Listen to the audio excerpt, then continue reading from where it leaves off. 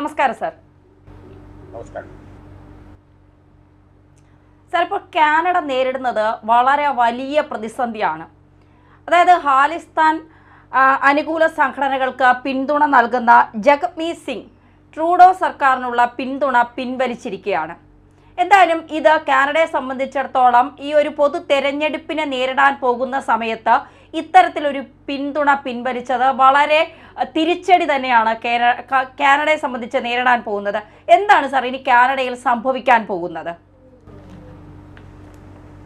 അതെ, വളരെ ബുദ്ധിമുട്ടുള്ള ഒരു സാഹചര്യമാണ് കാനഡയിൽ ഇപ്പോൾ ജസ്റ്റിൻ ട്രൂഡോ നേരിടുന്നത്. ജസ്റ്റിൻ ട്രൂഡോ ഒരു വലിയ നേതൃത്വ നിരയിലേക്ക് പെട്ടെന്ന് ഉദിച്ചു വന്ന ഒരാളാണ്. അദ്ദേഹം ലിബറൽ പാർട്ടിയുടെ നേതാവാണ്. ലിബറൽ പാർട്ടി അവിടെ ഡെമോക്രാറ്റിക്, ലിബറൽ, അതുപോലെ NDP ന്യൂ ഡെമോക്രാറ്റിക് പാർട്ടി തുടങ്ങിയ പാർട്ടികളാണുള്ളത്. അത് ഈ കഴിഞ്ഞ ഇലക്ഷന് ഈ തെരഞ്ഞെടുപ്പ് വന്നു കഴിഞ്ഞപ്പോൾ അവിടെ യഥാർത്ഥത്തിൽ കേവല ഭൂരിപക്ഷത്തിന് വേണമെന്നുണ്ടെങ്കിൽ 170 സീറ്റുകൾ വേണം ഒരു പാർട്ടിക്ക്, എന്നാലേ പറ്റുള്ളൂ. അപ്പോൾ ഈ ജസ്റ്റിൻ ട്രൂഡോയുടെ പാർട്ടിക്ക് കിട്ടിയ സീറ്റുകളെന്ന് പറയുന്നത് 160ആണ്. അതായത് കേവല ഭൂരിപക്ഷത്തിൽ നിന്ന് 10 സീറ്റുകൾ കുറവാണ്. അങ്ങനെ വന്നു കഴിഞ്ഞപ്പോൾ ഒരു കൊയലേഷൻ ഗവൺമെൻറ് അല്ലാതെ ഉണ്ടാക്കാൻ പറ്റത്തില്ല. മറ്റേ ഡെമോക്രാറ്റിക് പാർട്ടിക്കൊന്നും ഇത്രത്തോളം ആളുകളും ഇല്ല.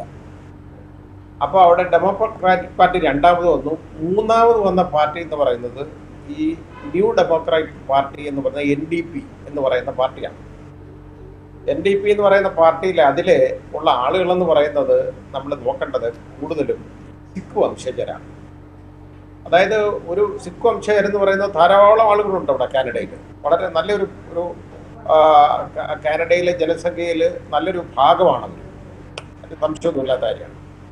അവരിൽപ്പെട്ട ആളുകൾ ഒരു തീവ്രവാദ ലൈനിൽ ചിന്തിക്കുന്ന ആളുകളാണ് ഈ NDP എന്ന് പറയുന്ന പാർട്ടിയിലുള്ളത്. അപ്പോൾ അവരുടെ പ്രശ്നം എന്ന് പറയുന്നത് നമ്മളത് ചിന്തിക്കേണ്ടത്, അവിടുത്തെ ആളുകളെന്ന് പറയുന്നത് അത് ഒരു യഥാർത്ഥത്തിൽ ഇന്ത്യയെ സംബന്ധിച്ചിടത്തോളം ഒരു വിഘടനവാദം ഉയർത്തുന്ന ആളുകളാണ് അവർ. കാരണം ഇവിടുത്തെ സിഖുകാരെ പോലല്ല. ഇവിടുത്തെ സിഖുകാരെന്ന് പറയുന്നത് വളരെ രാജ്യസ്നേഹികളും ഒക്കെയാണ്. പക്ഷേ ഇവിടുന്ന് പോയ ആളുകൾ സംബന്ധിച്ചിടത്തോളം അവർ ഇന്ത്യയെക്കുറിച്ച് കരുതുന്ന ആ രീതിയിലല്ല. അതാണ് നമ്മൾ മനസ്സിലാക്കേണ്ടത്. ഇതെന്താണ് ഈ പ്രശ്നം ഉണ്ടായെന്ന് ചോദിച്ചാൽ, കാരണം അവർക്ക് ഖാലിസ്ഥാൻവാദികൾ അതിൽ ഒരുപാട് പേരുണ്ട്. ഇപ്പോൾ പണ്ട് ഈ ഖാലിസ്ഥാൻ മൂവ്മെൻറ്റ് ഉയർന്നു വന്നത് നമുക്കറിയാം. ഇവിടെ അത് സുവർണക്ഷേത്രത്തിൽ നമ്മൾ കണ്ടതാണ്. ഭീന്ദ്രൻവാലയുടെയൊക്കെ നേതൃത്വത്തിൽ വലിയ ആയുധങ്ങളൊക്കെ സമാഹരിച്ച് ഗോൾഡൻ ടെമ്പിൾ കേന്ദ്രീകരിച്ച് അവർ പ്രവർത്തനം തുടങ്ങി. അപ്പോൾ അവരെ സംബന്ധിച്ചിടത്തോളം അവർക്ക് വേണ്ടിയിരുന്നത് ഇന്ത്യയിൽ നിന്ന് മാറിയിട്ട് ഇൻഡിപെൻഡൻ്റ് ആയിട്ടുള്ള ഖാലിസ്ഥാൻ എന്ന് പറയുന്ന രാജ്യം രൂപീകരിക്കണം എന്നുള്ളതാണ് അവരുടെ ആവശ്യം. അത് ശ്രീമതി ഇന്ദിരാഗാന്ധി ഭരിക്കുന്ന സമയമാണ്. അവർ വളരെ ബുദ്ധിമുട്ടി. കാരണം ഇവിടുത്തെ ശല്യം കൊണ്ട് എന്നും അവിടെ ക്രൈം ഒരുപാട് നടക്കുക, വളരെ വിഘടനവാദം ഉയർത്തിക്കൊണ്ടുവരിക, അത് ഇന്ത്യയുടെ രാജ്യ സുരക്ഷയ്ക്ക് തന്നെ ഭീഷണിയായിട്ട് മാറി. ഇതൊക്കെ വന്നു കഴിഞ്ഞപ്പോൾ വളരെ ധീരമായ ഒരു സ്റ്റെപ്പാണ് അന്ന് ശ്രീമതി ഇന്ദിരാഗാന്ധി എടുത്തത്. ഓപ്പറേഷൻ ബ്ലൂ സ്റ്റാർ എന്നുള്ള പേരിൽ അത് അറിയപ്പെടും. അതിൽ അകാൽ തഖ്ത് എന്ന് പറയുന്ന ഇതിനകത്തെ സുവർണക്ഷേത്രത്തിനകത്ത് ഞാനൊരു 3 തവണ അവിടെ പോയിട്ടുണ്ട്. എനിക്കിത് മുഴുവൻ അറിയാം. ആ അകാൽ തഖ്ത് എന്ന് പറയുന്ന അതിൻ്റെ ഭാഗത്ത് അവിടെ കേന്ദ്രീകരിച്ചാണ് ഇവരിരുന്നത്. കാരണം അത് പുറമൊന്നുമല്ല, ആകെ ഉള്ളിലാണ്. അവിടെ യഥാർത്ഥത്തിൽ മിലിറ്ററിക്ക് അറ്റാക്ക് ഉണ്ടായിട്ടുണ്ട്. മിലിറ്ററി ഇറക്കിയിട്ട് അടിച്ച് നേരപ്പാക്കി എന്ന് പറഞ്ഞു കഴിഞ്ഞാൽ ഒരുപാട് വലിയ വെടിവെപ്പുണ്ടായി. ഒരുപാട് ആളുകൾ കൊല്ലപ്പെട്ടു. ഈ വിഘടനവാദികൾ, ഭീകരർ, അതിൽ ഒളിച്ചിരുന്ന ആളുകളെ അവരെയൊക്കെ കൊലപ്പെടുത്തി. അങ്ങനെ തന്നെയാണ് ഉണ്ടായത്. അവർ തിരിച്ചു വെടിവെച്ചിട്ടുണ്ട്. മിലിറ്ററിയിലെ പട്ടാളക്കാർക്കൊക്കെ വെടിയേറ്റിട്ടുണ്ട്. പിന്നെ ഇതിൻ്റെ ഭിത്തികളിലൊക്കെ ഒരുപാട് കേടുകൾ ഈ അകാൽ തഖ്തിലൊക്കെ ഉണ്ടായി. ഞാനത് കണ്ടതാണ്. ആ ഭിത്തികളിലൊക്കെ വെടിയുണ്ട നിറച്ച പാടുകൾ കാണാം. ഞാൻ 3 പ്രാവശ്യം ആദ്യം പോയി, രണ്ടാമത്തെ പ്രാവശ്യം പോകുമ്പോൾ 2004 എൻ്റെ ഓർമ്മ. 2004 2005 ആണ്. അപ്പം ഞാൻ ഇതെല്ലാം കഴിഞ്ഞതിന് ശേഷം സംഭവിച്ച ഒരു കാര്യം കൂടെ ഞാൻ പറയാം. അതായത് ഇത് കഴിഞ്ഞതിന് ശേഷം ഈ ഓപ്പറേഷൻ ബ്ലൂ സ്റ്റാറിൻ്റെ പരിണാമം അതിൻ്റെ ആ പരിണിത ഫലം എന്ന് പറയുന്നത് ഇന്ദിരാഗാന്ധിക്കെതിരെ വളരെ വലിയ ഒരു വൈരാഗ്യം ഇവർക്കുണ്ടായി. സിഖ് ജനതയ്ക്ക് മുഴുവനായിട്ടും ഉണ്ടായി എന്നുള്ളതൊരു സത്യമാണ്. കാരണം അവരെ സംബന്ധിച്ചിടത്തോളം അവരുടെ ഒരു വലിയ വികാരമാണ് ഈ അകാൽ തഖ്ത് എന്ന് പറയുന്ന ഭാഗം, അതായത് സുവർണക്ഷേത്രത്തിലെ ഗോൾഡൻ ടെമ്പിൾ ആസച്ചത് തന്നെ.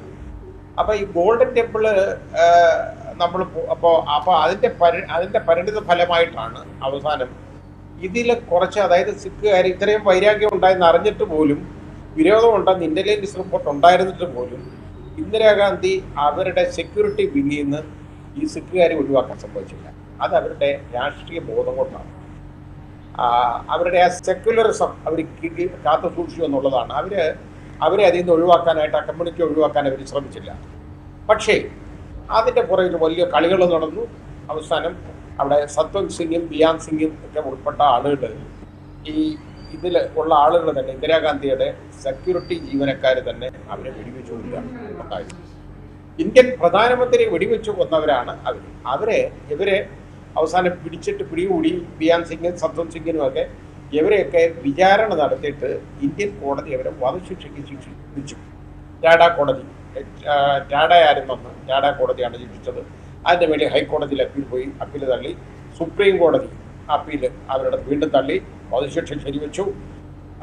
പിന്നെ നേരെ പോയത് അവർ പ്രസിഡന്റിന് ദയാഹർജി കൊടുത്തെങ്കിലും അത് തള്ളി ആയിട്ട് അവരെ തൂക്കാൻ വിളിച്ചു. അവരെ തൂക്കി കൊന്നു. പിന്നെ ഞാൻ പറഞ്ഞുകൊണ്ട് വരുന്നതിനൊരു കാര്യമുണ്ട്, ഞാനവിടെ കണ്ട ഒരു കാര്യമാണ്, ഒരു പ്രത്യേകതയാണ്. ഈ 2004 2005 ഞാൻ അവിടെ ചെല്ലുമ്പോൾ എനിക്ക് ഒരു നിർബന്ധം ഉണ്ടായിരുന്നു, ഇതിനകത്തൊന്ന് പോകണം. ഒരു ഭാഗം അവരെ അത് അടച്ചു വെച്ചില്ല. അപ്പോൾ എൻ്റെ കൂടെ ഒരു സെക്യൂരിറ്റി ഉദ്യോഗസ്ഥൻ BSFിലെ ആളുകളുണ്ട് എന്നെ കൊണ്ടുപോകാൻ. അപ്പോൾ ഞാൻ പറഞ്ഞു എനിക്ക് ഇതിനകത്ത് ഒന്ന് പോകണം. കൊണ്ടുപോയി കേട്ടോ, അത് നിർബന്ധമായിരുന്നു. കൊണ്ടുപോയി ചെന്നപ്പോൾ ഞാൻ കണ്ട കാഴ്ച ഒരു വലിയ മുറി, അതിനകത്ത് നമ്മുടെ ഒരാൾ വലിപ്പം വീതമുള്ള ഫോട്ടോഗ്രാഫുകളാണ്. നല്ല ലൈവ് ഫോട്ടോഗ്രാഫ് പോലെ ഇരിക്കും, ജീവനുള്ള ഫോട്ടോഗ്രാഫുകളുടെ പോലെ ഇരിക്കും. ആരെയൊക്കെയെന്നറിയും? ഈ സത്വന്ത് സിംഗ്, ബിയാൻ സിംഗ് തുടങ്ങിയ ആളുകളാണ്. അവരുടെ ഫോട്ടോ വലിയ മാല ഇട്ടിട്ട് അവിടെ തിരികെത്തിച്ചു വെച്ച് അവർ പ്രാർത്ഥിക്കുകയാണ്. അതായത് ഇന്ത്യൻ പ്രധാനമന്ത്രിയെ, അത് ഇന്ത്യയിലാണോ ഞാൻ നിൽക്കുന്നതെന്ന് എനിക്കൊരു സംശയം തോന്നിപ്പോയി. കാര്യം ഇന്ത്യൻ പ്രധാനമന്ത്രിയെ വധിച്ച ആളുകളെ, നിയമാനുസരണം ഇവിടെ തൂക്കിക്കൊന്ന ആളുകളെ, അവരുടെ പടം അവിടെ വെച്ച് വലിയ ഫോട്ടോ വെച്ച് മാലയിട്ട് ആരാധിക്കുകയാണ് അവിടെ തിരിയൊക്കെ കത്തിച്ചു വെച്ചത്. അപ്പം ഞാൻ ഇതിനെ കുറിച്ച് സംസാരിച്ചുകൊണ്ടിരുന്നപ്പോൾ എൻ്റെ കൂടെയുള്ള BSFിലെ അയാൾ സിഖുകാരനാണ്. അയാളെടുത്ത് ചോദിച്ചു കഴിഞ്ഞപ്പോൾ അയാളോടൊപ്പം ഒരു വളരെ പ്രായം കൂടിയ ഒരു ലേഡി അവിടെ ഉണ്ടായിരുന്നു. അവരും ഇതിനകത്തൊക്കെ കൊണ്ടുനടന്ന് കാണിക്കുന്നതരാം. അപ്പം ഞാൻ എടുത്ത് വെച്ച് ഈ ആതങ്കവാദികളെയാണോ ഇതുപോലെ ആരാധിക്കുന്നതെന്ന് ഞാൻ ചോദിച്ചപ്പോൾ പറഞ്ഞ് അവരും എന്ത് ദേഷ്യമായിരുന്നു. അയാൾക്ക് എൻ്റെ അടുത്ത് അത്രയും റെസ്പെക്റ്റ് ആണെങ്കിൽ പോലും അയാളുടെ കണ്ണുകളിലുള്ള ദേഷ്യം ഞാൻ കണ്ടതാണ്. അയാൾ പറഞ്ഞ് ഞങ്ങൾ ആതങ്കവാദികളല്ല, അയാൾ ഹിന്ദിയിലാണ് പറഞ്ഞത്, ഇംഗ്ലീഷിൽ ഹിന്ദിയിലുമായിട്ട്. ആതങ്കവാദികളല്ല, ആതങ്കവാദികളെന്ന് പറയുന്നത് ഇവരാണ്, ഇവിടെ കയറി ആക്രമിച്ചവരാണ് ആതങ്കവാദികൾ, അല്ലാതെ ഇവരല്ല എന്നാണ് ഇവരുടെ കാഴ്ചപ്പാട്. ഇത് നമ്മളൊന്ന് വിചാരിച്ചാൽ മതി. കാരണം ഇത് കഴിഞ്ഞിട്ടും അവരുടെ ആ വൈരാഗ്യം തീർന്നില്ല. മാത്രമല്ല ഇത് ഇരട്ടിക്കാൻ ഒരു കാര്യം കൂടെ ഉണ്ടായി. കാരണം ഈ ഇന്ദിരാഗാന്ധിയുടെ വധത്തിന് ശേഷം ഉണ്ടായതെന്ന് പറയുന്നത് ഡൽഹിയിൽ ആകമാനം, പഞ്ചാബിലും ഈ സിഖുകാരുടെ കടകൾ ഒരുപാട് ആക്രമിച്ചെന്നുള്ളതാണ്. ഒരുപാട് പേര് കൊല്ലപ്പെട്ടു, സിഖ് സഹോദരങ്ങൾ ഒരുപാട് പേര് കൊല്ലപ്പെട്ടു. അത് അവരാരും ചെയ്ത കുറ്റമല്ല, ഇതുപോലുള്ള കുറേ ക്രിമിനൽസ് ചെയ്തതാണ്. പക്ഷേ അതിനെ അനുഭവിച്ചത്, അതിൻ്റെ ദുരിതം പേറിയത് ഈ പാവപ്പെട്ട ഒരുപാട് ആളുകളാണ്. ഒരു ഡൽഹിയിൽ എൻ്റെ അനുജനുണ്ടായിരുന്ന അന്നേരം അവൻ പറഞ്ഞ ഒരു കാര്യം എനിക്ക് ഓർമ്മയുണ്ട്. ഒരു സിഖ് സഹോദരൻ, അയാളുടെ കടയുണ്ടല്ലോ, അയാളുടെ ഒരു ചെരുപ്പ് കട നടത്തുന്നവരാണ്. അയാൾ കരഞ്ഞുകൊണ്ടിരുന്നിട്ട് ഈ കത്തിപ്പൈ മൊത്തം അതിൽ നിന്ന് തട്ടിക്കുടഞ്ഞ് ചെരുപ്പുകളെടുത്ത് തുടയ്ക്കുന്നു. അവിടെ കരഞ്ഞുകൊണ്ടിരുന്നതാണ്. വേറെ മാർഗമില്ലല്ലോ, എന്ത് ചെയ്യാൻ പറ്റും? പുറത്തിറങ്ങിയാൽ കൊല്ലും. ആ രീതിയിലുള്ള കലാപം ഡൽഹിയിലുണ്ടായി. അതിൻ്റെ വൈരാഗ്യം ഇന്നും ആ സഹോദരങ്ങൾക്കുണ്ട്. കുറ്റം പറയാൻ പറ്റത്തില്ല. ഒരു ജനതയെ ഒന്നോടുകൂടി ഉപദ്രവിച്ചതാണ്. അപ്പോൾ അതിലുള്ള ഒരു നല്ല ഭാഗം ആളുകൾ കാനഡയിൽ, അതാണ് കാര്യം. അപ്പോൾ അവര് ഈ ഖാലിസ്ഥാൻ വാദം എന്ന് പറയുന്നത് തട്ടിക്കുടഞ്ഞെടുത്ത് അവർ റെഡിയാക്കി വെച്ചേക്കാണ്. അത് അവിടെ ഈ ജഗ്മീത് സിംഗ് എന്ന് പറയുന്ന ഒരു സിഖ് സഹോദരനാണ് യഥാർത്ഥത്തിൽ ഇതിൻ്റെ നേതാവ് ഈ NDP എന്ന് പറയുന്ന ന്യൂ ഡെമോക്രാറ്റിക് പാർട്ടി തന്നെ പാർട്ടി രൂപീകരിച്ചു. അതിന് നേതൃനിരയിലേക്ക് അയാൾ ഉയർന്നു വന്നു. അയാളും ഈ ജസ്റ്റിൻ ട്രൂഡോയും കൂടെ അങ്ങ് വലിയ അടുപ്പത്തിലായി. അങ്ങനെ അവരൊരു കോൺട്രാക്ട് എൻ്റർ ചെയ്തു. ഈ 2025 ടേം അവസാനിക്കേണ്ടത്. ഈ 2025 വരെ ഈ ഡെമോക്രാറ്റിക് പാർട്ടി ലിബറൽ പാർട്ടിക്ക്, അതായത് ജസ്റ്റിൻ ട്രൂഡോയ്ക്ക് സപ്പോർട്ട് കൊടുത്തോളാം എന്നുള്ളതാണ്. അപ്പോൾ ഇവർക്ക് 25 സീറ്റ് കിട്ടി അവിടെ. അതാണ് നമ്മൾ ആലോചിക്കുന്നത്. ഈ NDP എന്ന് പറയുന്ന പാർട്ടിക്ക് 25 സീറ്റ് അവിടെ ഇലക്ഷന് കിട്ടി. അവർ സപ്പോർട്ടോടായപ്പോൾ അയാൾക്ക് നല്ല ഭൂരിപക്ഷമായി അവിടെ ഭരിക്കുക. ഭരണം തുടങ്ങിക്കഴിഞ്ഞപ്പോഴാണ് നമ്മുടെ ഈ നിജാർ എന്ന് പറയുന്ന ഒരാളെ കൊലപാതകം നടന്നത്. അതാണ് പ്രശ്നം രൂക്ഷമാവുന്നത്. ഈ ഒരു വിഷയത്തിൽ ഇന്ത്യയുടെ ഒരു ഇടപെടൽ എങ്ങനെയായിരിക്കും? കാരണം ഒരു ഖാലിസ്ഥാൻ അനുകൂല സംഘടനയുടെ ഒരു നേതാവുമായിട്ടാണ് കാനഡയുടെ സർക്കാർ ഇത്രത്തോളം അവരുടെ പിന്തുണയോട് കൂടിയാണ് ഭരിച്ചു പോകുന്നത്.